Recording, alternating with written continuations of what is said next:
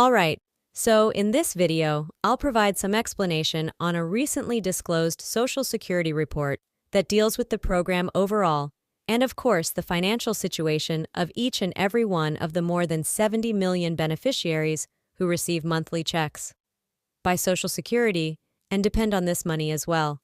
So this is crucial in my opinion. We only receive this report once a year, and it was only released a few weeks ago, but I've had a lot of questions about it, so I want to make obvious precisely what is happening, just because the report first appeared to be rather promising and well written. However, with closer inspection of the report's details, it becomes evident that the report may not have been written as intended. As fantastic as what they initially misled us to believe, which is precisely why I want to make this clear, because some people have reached out to me and said, "I'm confused. I'm hearing one thing from one person and another from another. I'm hearing the headline, yet again. Could you please explain exactly what's happening and what you want me to do for you in this video?"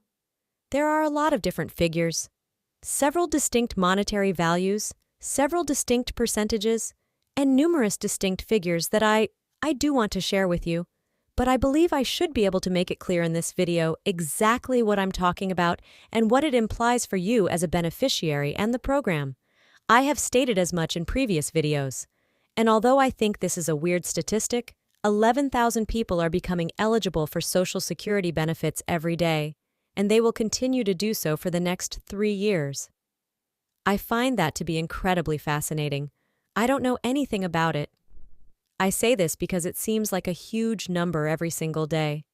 In any case, many people depend on Social Security and these monthly payouts. Hey, Social Security, don't fail us now. We really depend on you, especially in these hard financial times for everyone. Anyway, let's discuss the explanation and get started. Again, there are a lot of statistics and various figures in this report.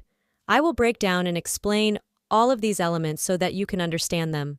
Hopefully, I will do this in a way that makes sense, makes perfect sense, and explains everything that is happening. By the way, they would need to make some very significant legislative changes with Social Security in order to carry out the actions that were outlined and essentially sold to us in the first report that was released. Alright, the possibility of them doing that, I don't know, that would be a major one right there. But I'll clarify which one specifically.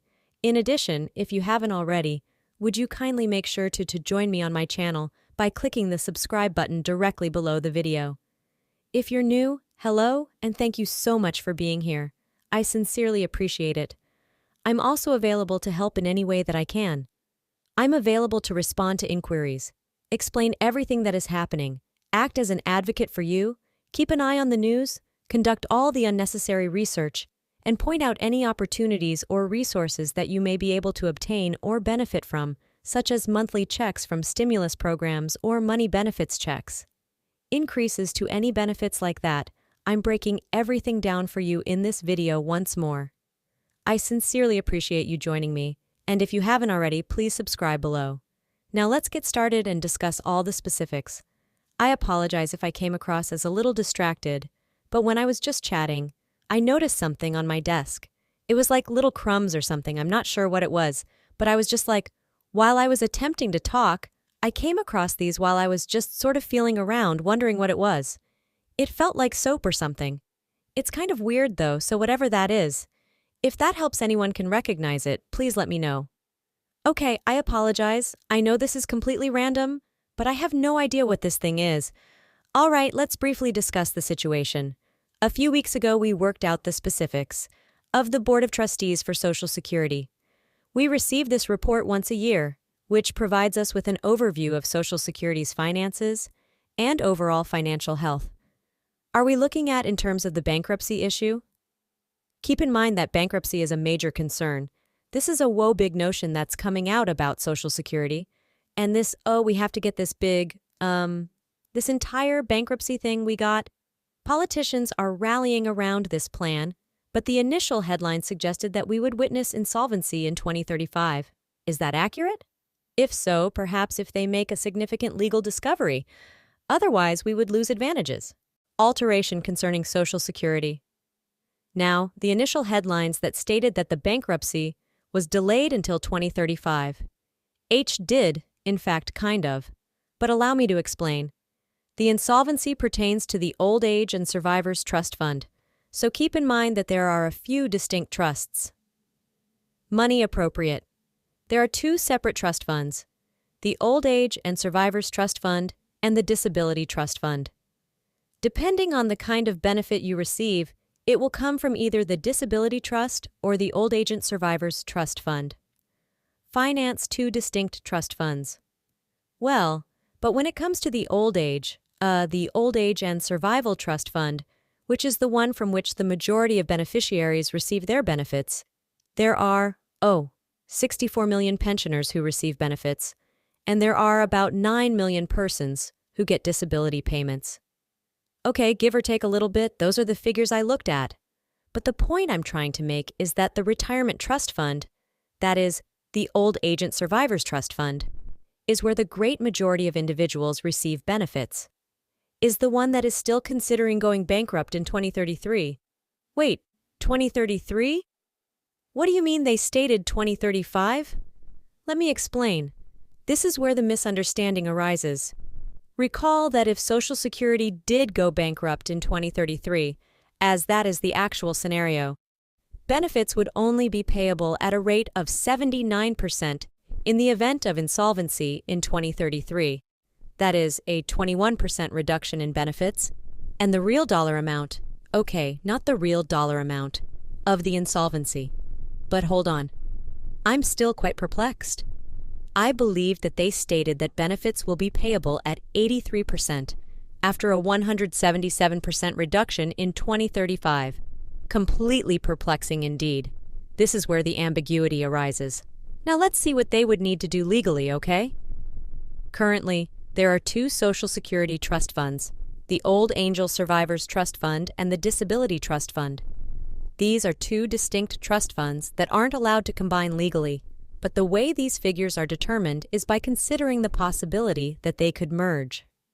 Merge these two trust funds into one, taking all the money from each trust fund and combining it into one massive cash pile totaling trillions of dollars, at which point we would be facing a 2035 delay in being insolvent. Payouts would only be paid out at a rate of 83% as opposed to 79%, while the Old Agent Survivors Trust Fund's payouts would be reduced by 177% as opposed to 21%. Does it make sense? If so, that explains why individuals were coming out, including me. I won't mention who else I was also saying the same thing. They usually present us with the best case scenario, so in this case, it's what would happen if the trust funds were pushed together. I'm not saying it can't be done, but it clearly is possible. Completed, and once more, it's not like this is misleading information. Rather, this is what they reported and the information they provided us with on this. All I'm saying is that this is how they report on this issue, and they state that if we were to combine the two trust funds, now indicate an insolvency date of 2035, correct? I apologize. I should have brought up the information in a different video.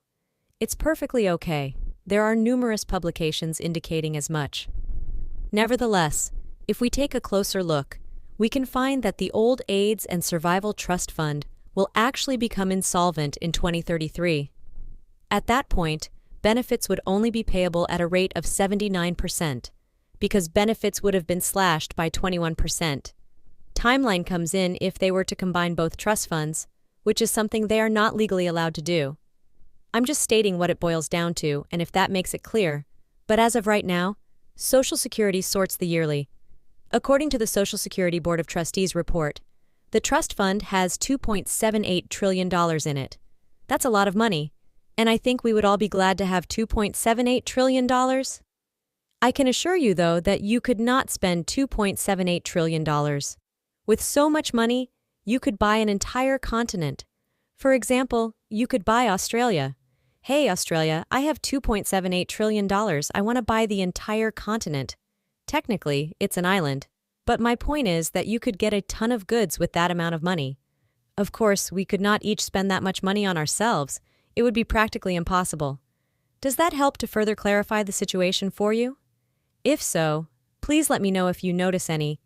There are claims online, or if you watch my videos here, that 2035 is the new deadline for insolvency. That's not entirely untrue. In fact, it's not untrue either. They would simply need to clear some legal hoops before they can accomplish it. It just comes down to going through that, so to speak, to clarify things somewhat.